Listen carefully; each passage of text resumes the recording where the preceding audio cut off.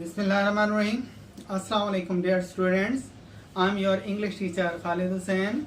हमारा आज का लेक्चर लेसन नंबर 28 की एक्सरसाइज के बारे में है जो कि 164 पर है। अब 164 पर मौजूद जितने भी क्वेश्चंस हैं हम उन्हें सॉल्व करते हैं। तो चलिए, हाँ जी, तो आज के लेक्चर में हम लेसन नंबर 28 की एक्सरसाइज पढ़ेंगे। तो आप अपनी बुक का पेज 164 खोल लें। तो बेटा देखें, यहाँ पर क्वेश्चन नंबर ए पार्ट में दिया गया है, find out and explain the meanings of these terms. इन इस्तिलाहात के मतलब बताइए और इन्हें वाज़े कीजिए। पहला वर्ड है बेटा ए, म्यूटिनी। म्यूटिनी बगावत को कहा जाता है। Rising with force of revolting against the established government और ऑर्डर ऑफ थिंग्स, यानी एक मुस्तहकम यानी पायदार हुकूमत के खिलाफ बगावत की कुव्वत को बढ़ावा देना या बढ़ती हुई कुव्वत को म्यूटिनी कहा जाता है। Navigator, navigator a person trained in the voyages, यानी वाइजेस कहते हैं बहरी सफ़र को। बहरी सफ़र के बारे में तरबियत याफ्ता शख्स नेविगेटर कहलाता है।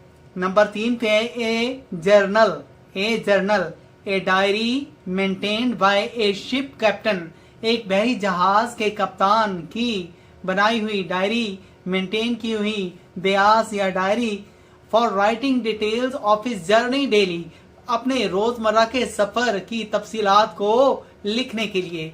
इट आल्सो मीन्स मैगजीन, इसका मतलब रिसाला भी है।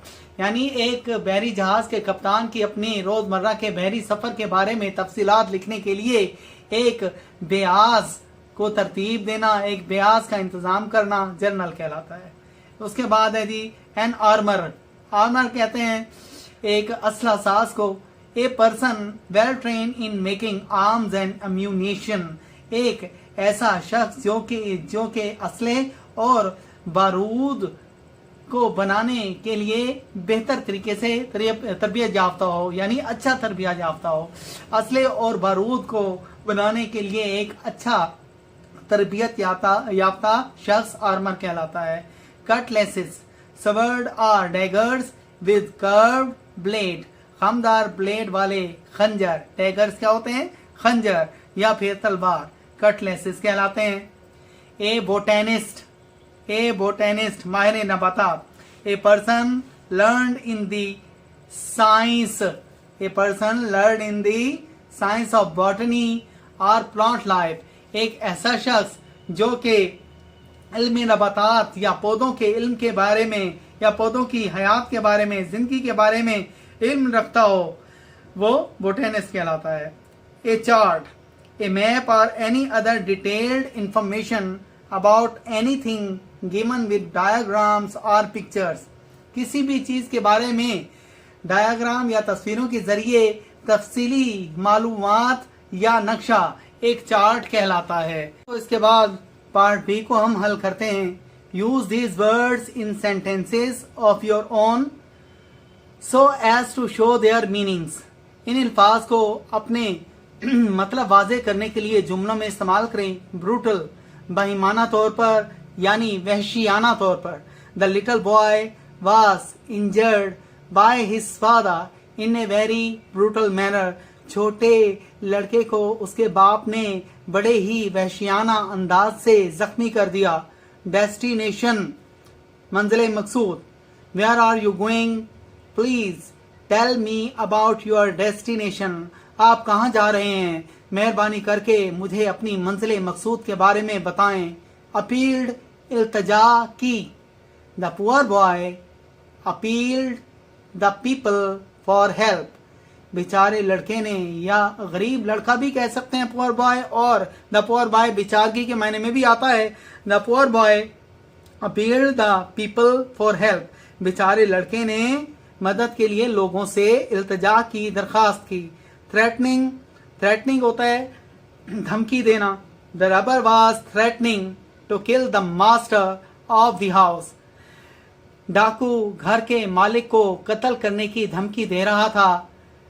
5 नंबर पे है प्रिवेंटेड, रोकना। I prevented him from going there, मैंने उसे वहां जाने से रोक दिया।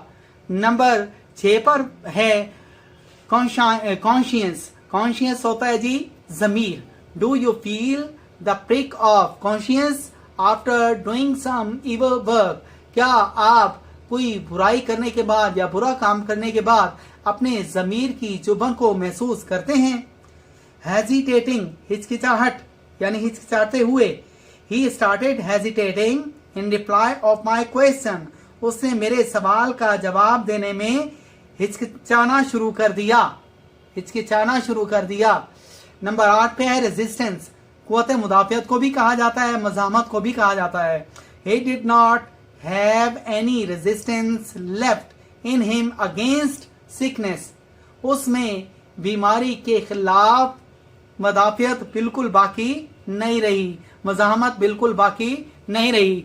तो बेटा इसके साथ ही हमारा आज का लेक्चर ख़त्म हुआ। अगर इस लेक्चर के बारे में आपको किसी मुश्किल का सामना हो तो आप मेरे व्हाट्सएप नंबर पर मुझसे रब्ता कर सकते हैं। इंशाल्लाह मैं आपको सेटिस्फाई करूंगा। इसके अलावा बेटा आप हमारे यूट्यूब चैनल को ज़रूर सब्सक्राइब किया करें ताकि ऐसी इंफॉर्मेटिव वीडियोस आप तक पहुंचती रहें। अपना ख्याल रखिएगा। वस्सलाम।